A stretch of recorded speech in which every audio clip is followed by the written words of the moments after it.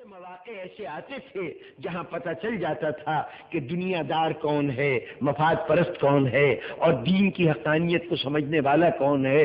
ایسے مواقع آتے رہے، بلکہ رسول ایسے مواقع فراہم کرتے رہے کہ مسلمان خود پہچان لے کہ دوست کون ہے، دشمن کون ہے۔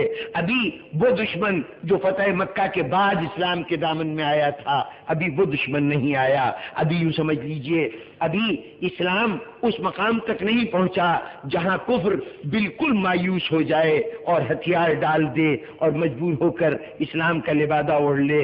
ابھی تک کیفیت یہ ہے کہ جہاں کفر خارجی طور پر اعلان اسلام سے لڑنے کے لیے آتا ہے، ابھی تک اسلام کے اندر دو ہی گروہ ہیں، یا وہ چند لوگ ہیں کہ جو فکر اسلامی، روح اسلامی سے آگاہ ہیں، جو مخلص ہیں، جو مزاج رسالت کو سمجھتے ہیں، جو محافظین اسلام کے تقاضوں کو جانتے ہیں، اپنے فرض کو پہچانتے ہیں، اور دوسری طرف وہ گروہ ہے کہ جو اسلام میں آ تو گیا ہے یہ سمجھ کر کہ اسلام ان کے مفادات کے حصول کا ذریعہ ہے، جو کچھ وہ زندگی میں نہیں حاصل کر سکے اسلام کے زیر سایہ حاصل کریں گے، اس لیے وہ آ گئے ہیں۔ یہ دونوں گروہ ہیں۔ ایک گروہ وہ ہے کہ جن کے لیے آخرت بڑی اہمیت رکھتی ہے، دوسرا گروہ چاہتا تو ہے کہ جنت ملے، لیکن ایسی جنت کہ جس کے لیے زحمت نہ اٹھانی پڑے، جس کے لیے قربانی نہ دینی پڑے، جس کے لیے مشکل نہ برداشت کرنی پڑے۔ اور چنانچہ ہم نے تاریخ میں دیکھا کہ رسول نے باقاعدہ دکھایا کہ کون ان میں سے وہ ہے کہ جو مہنگی جنت چاہتا ہے، کون ہے جو سستی جنت چاہتا ہے۔ یہ مناظر اسی لیے دکھائے گئے کہ تم اچھی طرح سے دیکھ لو کہ کون سا چہرہ کیسا ہے، تاکہ وقت کے اوپر پہلے سے معلوم ہو کہ وقت پہ کون کام آئے گا، کون کام نہیں آئے گا۔ تو چنانچہ ایک چھوٹا سا واقعہ ہوا تھا۔ ایک شخص رسول کے خیموں کے باہر کھڑا ہوا للکار رہا تھا، مسلمانوں باہر نکلو، تم کہتے ہو کہ اگر کافر کو مار دو گے تو جنت ملے گی، کافر کے ہاتھ سے مارے جاؤ گے تب جنت ملے گی، تو آؤ کسے جنت چاہیے، میں تمہارے سامنے کھڑا ہوں، مجھے مارو جنت لے لو، میرے ہاتھ سے مارے جاؤ جنت لے لو۔ اس آواز پر جو رد عمل ہوا، یہ جنگ خندق کا واقعہ ہے۔ عمر ابن عبدود باہر سے للکار رہا ہے، اس للکار کے جواب میں خیمے میں سناٹا طاری ہے۔ مورخوں نے لکھا کہ اس طرح کا سناٹا ہے کہ جیسے سروں پر پرندے بیٹھے ہیں کہ ذرا سے جنبش کی تو پرندے اڑ جائیں گے، اس خوف سے سر جھکائے بیٹھے ہوئے ہیں، یہ کیفیت ہے۔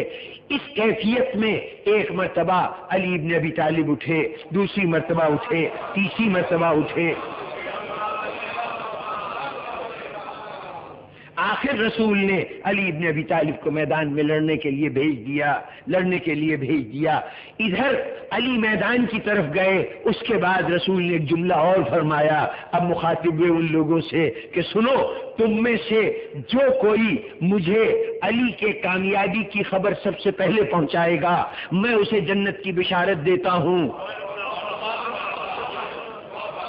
میں اسے جنت کی بشارت دیتا ہوں۔ اچانک کیا ہوا، پورا مجمع اٹھ کر اور فوراً میدان کی طرف بھاگ گیا تماشا دیکھنے کے لیے کہ ہم جلدی سے دیکھیں کیا صورت ہوتی ہے اور رسول تک خبر پہنچائیں گے۔ بس پورے مجمع میں ایک شخص تھا، نام تھا سلمان فارسی، وہ باہر جانے کے بجائے وہیں بیٹھا رہا جہاں بیٹھا ہوا تھا، اس نے رخ بھی میدان کی طرف نہیں کیا، رسول کے چہرے کی طرف دیکھتا رہا۔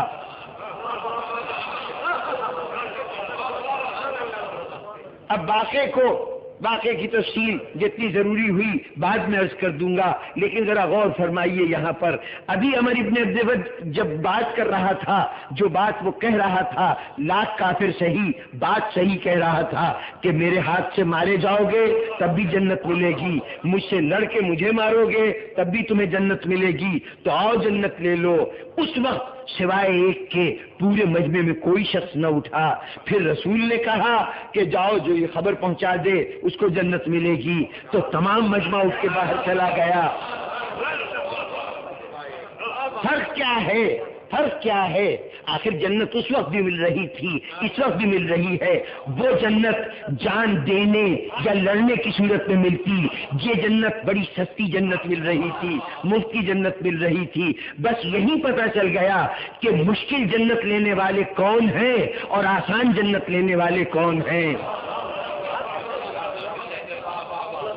رسول نے یہی دکھا دیا۔ یہ منظر، یہ ساری گفتگو ہوئی اس لیے کہ دنیا دیکھ لے کہ دیکھو اکثریت وہ ہے کہ جو مشکل کے وقت تو آگے بڑھنے کے لیے تیار نہیں، جنت کی آرزو مند ہے لیکن مشکل کے ساتھ نہیں، زحمت کے ساتھ نہیں، قربانیوں کے ساتھ نہیں، بلکہ بغیر زحمت کے مل جائے تو جنت لے لیں گے۔ یہ اور بات ہے کہ اب جنت ایسی بھی گئی گزری چیز نہیں تھی کہ یوں ہی مل جاتی۔ ہوا یہ کہ سارا مجمع باہر چلا گیا، وہ ایک جو نہ معلوم کیا سوچ رہا تھا بیٹھا ہوا، وہ چہرہ رسول کو دیکھتا رہا۔ ایک مرتبہ چہرہ رسول پر کوئی کیفیت پیدا ہوئی اور بے ساختہ اس نے کہا، یا رسول اللہ مبارک ہو، علی اپنے دشمن پہ کامیاب ہو گئے۔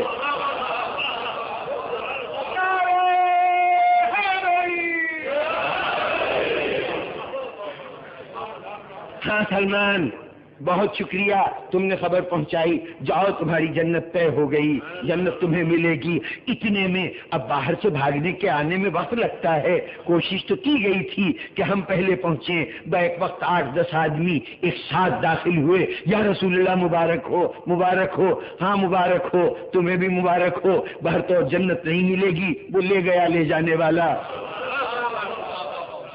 سلمان تم تو باہر بھی نہیں گئے، تم نے تو دروازے کی طرف رخ بھی نہیں کیا، چہرہ رسول کو دیکھتے رہے، تم نے یہ کیسے دیکھ لیا کہ علی ابن ابی طالب دشمن پہ غالب آ گئے؟ کہا تم نہ سمجھ ہو، رسول نے کہا تھا نا کہ جو علی کی کامیابی کی خبر سب سے پہلے لائے گا اسے جنت ملے گی، تو ان کا یہ جملہ بتا رہا تھا کہ علی کو لازماً رسول جانتے ہیں کہ علی کامیاب ہوں گے، دشمن ناکام ہوگا، یہ تو فقط جنت تقسیم کرنے کے بہانے تھے۔ وہ محتاج نہیں تھے کہ انہیں کوئی اطلاع دے، جو جنگ سے پہلے جانتا ہے کہ جیتنے والا کون ہوگا، ہارنے والا کون ہوگا، تو اب اسے کیا ضرورت پڑی تھی کہ کوئی آ کے بتائے کہ علی کامیاب ہو گیا ہے۔ وہ 1000 پردوں کے ادھر سے بھی وہ منظر دیکھ رہا تھا، میں اس کے چہرے کو دیکھ رہا تھا، جیسے علی کامیاب ہوئے چہرے پہ بشاشت ظاہر ہو گئی، وہ بشاشت ظاہر ہوئی، میں نے فوراً مبارکباد دے دی۔ تو تمہیں اگر قول رسول پر یقین ہوتا تو تم بھی میری طرح یہاں بیٹھے رہتے۔